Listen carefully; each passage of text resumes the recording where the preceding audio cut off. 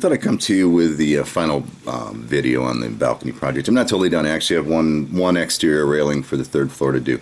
Should be done tomorrow or Tuesday. But they had an event there and the lighting was right and they had it partially decorated, and I thought it was a good time to wrap this video up for us anyway. It was the Sinclair of Skaneateles. They approached me about 2 months ago, I would imagine. They were renovating a building to provide event space, and they needed some balconies on the inside, or some railings. Juliet balconies is what they call them, on the inside, and some external railings. I did a couple other small projects. The chain holder that I did a video on, you'll see that in this video. And then inside the fireplace, if you look closely on both sides, there's a little vent covers. I did those, and the main frame for the see-through panel inside the fireplace. I did that.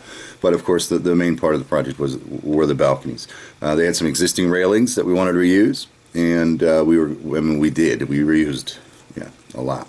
Unfortunately, the spacing on those railings were over 4 inches, so I had to actually disassemble those and reassemble those in a different way. It actually worked out to our advantage because it allowed us to put a little artistic flair into some of the details that were in the existing railings.